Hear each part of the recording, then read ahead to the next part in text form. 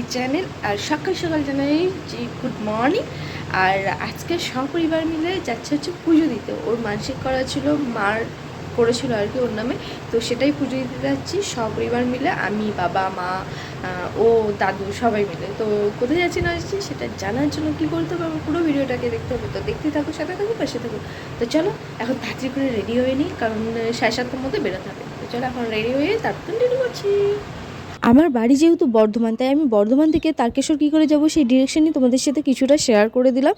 আমি বর্ধমান থেকে কডলাইন ধরেছিলাম, কডলাইন ধরে আমি কামারকুণ্ডু নেমেছিলাম। কামারকুণ্ডু থেকে তারকেশ্বর বা আরামবাগ যে লোকালগুলো হয় না ওপর লাইনে, সেখানে আমরা যাব। সেখানে গিয়ে আবারও আমরা ট্রেন চেঞ্জ করব, কিন্তু সেই দিকে ট্রেন চেঞ্জ করার একটা প্রবলেম কি, 1 ঘন্টা অন্তর অন্তর ট্রেন থাকে। আমরা এখন কামারকুণ্ডুতে পৌঁছে গেছি, কডলাইন যদিও এটা, তাই তো। এখন যাব তারকেশ্বর ট্রেন ধরার জন্য। মা বাবা আগে, মা বাবা দাদু, আমি আরও একটু পেছনের দিকে রয়েছে। তো আমরা কামারকুণ্ডু পৌঁছে গেছি। কামারকুণ্ডুতে ওপর লাইনে এসে ট্রেন ধরবো বলে দাঁড়িয়ে রয়েছে, কিন্তু মারাত্মক লেভেলের ভিড় ছিল, যেহেতু 1 ঘন্টা অন্তর ট্রেন, আগেই বললাম। তো আমরা ফাইনালি তারকেশ্বর পৌঁছে গেছি। তারকেশ্বরে আমরা ভোলে বাবার কাছে যাচ্ছি পুজো দেওয়ার জন্য। ওর মানসিকের পুজো আগেই বলেছি।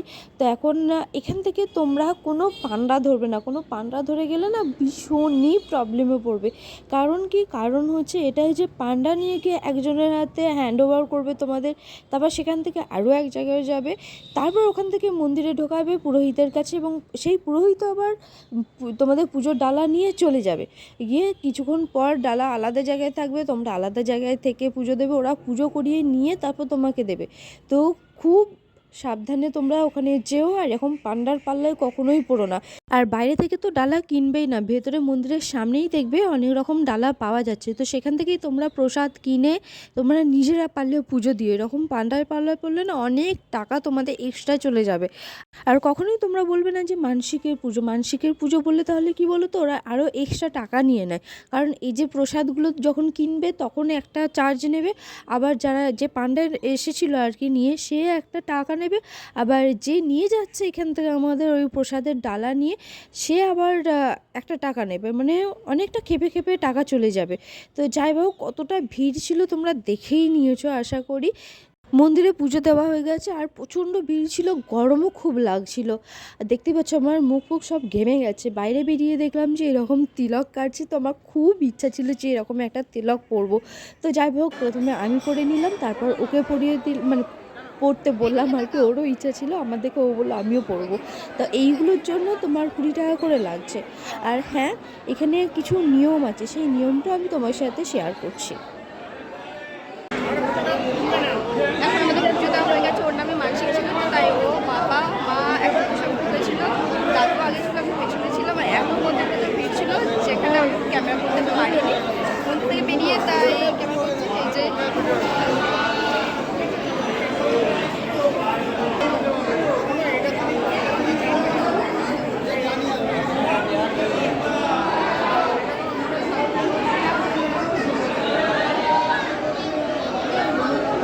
মন্দির থেকে বেরিয়ে কিছুটা এগিয়ে মন্দিরের সামনে দেখবে এরকম ধূপ মোমবাতি দেওয়ার জায়গা রয়েছে, সেখানে গিয়ে তোমরা ধূপ মোমবাতি দিতে পারো। আর হ্যাঁ, এখানে নিয়ম হচ্ছে যে ওরা খালি গায়ে ছিল, তোমরা দেখেই নিয়েছো, কোনো চামড়ার জিনিস ওখানে পরে ঢোকা যাবে না, খালি গায়ে ঢুকতে হবে। এটা হচ্ছে তারকেশ্বর ভোলে বাবার কাছে পুজো দিতে গেলে এই নিয়ম তোমাদেরও মানতে হবে। আর মেয়েদের শাড়ি চুড়িদার পরে আসতে হবে, আর মাথায় ওড়না দিয়ে তারপর ঢুকতে হবে। তো যাই বা হোক, আমি যতটুকু জানলাম দেখলাম, আমিও ফার্স্ট টাইমই এসেছি পুজো দিতে। এখানে আমার মাসি বাড়ি, কিন্তু আমি কখনো তারকেশ্বর মন্দিরে পুজো দিতে আসিনি, এই ফার্স্ট টাইম আমি পুজো দিতে এলাম। তো ওখান থেকে বেরিয়ে সমস্ত কিছু করে আমরা দেখতেই পাচ্ছ আচারের দোকানে পৌঁছে গেছি, তারপর খেতে যাব। তো খাওয়ার কী মেনু ছিল সেটাও তোমাদের সাথে শেয়ার করে দিচ্ছি। আমরা কী নিয়েছিলাম, আমরা নিয়েছিলাম হচ্ছে একটা থালি, যার মধ্যে অনেকটা ভালো পরিমাণে খাবার ছিল, আর খাবারগুলো খুব খেতেও ভালো ছিল। তো যাই হোক, এখানে দাদু, আমি, বাবা, মা ও সবাই রয়েছি। তো কী কী মেনু আছে না আছে সবটা তোমার সাথে শেয়ার করছি, দেখতে থাকো। আর হ্যাঁ, আচারের কথা তো বলতে ভুলেই গেলাম। ওই দোকান থেকে যে আচার কিনেছি না, আচারগুলো সত্যি খুব টেস্টি ছিল। আর আমি একটু মানে টেস্ট করার জন্য চেয়েছিলাম, আমাদেরকে আলাদা করে এরকম প্লাস্টিকের মধ্যে দিয়ে দিয়েছিল, যেটা আমি নিয়ে চলে এসেছি। দেখো এখন ও খাচ্ছে, ও বললো হ্যাঁ খুব ভালোই আছে আচারটা। তো এখানে আমাদের ভাতও চলে এসেছে, ভাত, আলু ভাজা, পনির ছিল, আর ফুলকপির তরকারি ছিল, ডাল ছিল, পাঁপড় ছিল, চাটনি ছিল। তো আর প্রথমে ঘি তো সবার আগে দিয়েছিল, ভীষণ ভালো ছিল, পেট ভরা ভাত দিয়েছিল। আর এরকম কলা পাতায় অনেক দিন হলো ভাত খাইনি, তো খেয়ে খুব মজা পেয়েছিলাম আমরা সবাই।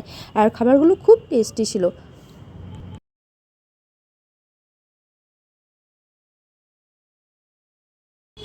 পুজো দিয়ে আমরা এখন বাড়ির জন্য রওনা দিচ্ছি। আমরা তারকেশ্বর থেকে লোকাল ধরে নিয়েছি। তো তারপর আমরা কামারকুণ্ডু যাব, যেভাবে এসেছি সেভাবেই ঠিক যাব। কামারকুণ্ডু যাব, কামারকুণ্ডু থেকে নিচের লাইনে বর্ধমান লোকাল ধরে তারপর আমরা বাড়ি যাব। আর এখানে দেখো পেয়ারা মাখা অনেক দিন থেকে খেতে ইচ্ছা করছিলো আমার মায়ের দুজনেরই। তো পেয়ারা মাখা নিয়ে খাওয়া হয়ে গেছে, সেটা আর আমি তুলিনি কারণ ট্রেন চলে এসেছিলো।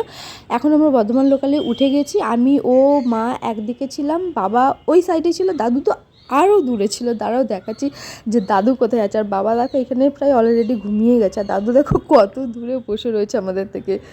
ভিডিও এন্ড করার কথা অনেক সময় আমি ভুলে যাই, কিন্তু সেদিন খুবই ক্লান্ত লাগছিলো, কারণ এতটা জার্নি অনেকদিন পর করলাম, তো তাই এন্ড করতে পারিনি। আজকের ব্লগটা এতটাই, কেমন লাগলো অবশ্যই কমেন্টে জানিও। ভালো লাগলে একটা লাইক করে দিও। নেক্সট ভিডিও নিয়ে খুব তাড়াতাড়ি দেখা হচ্ছে। টাটা।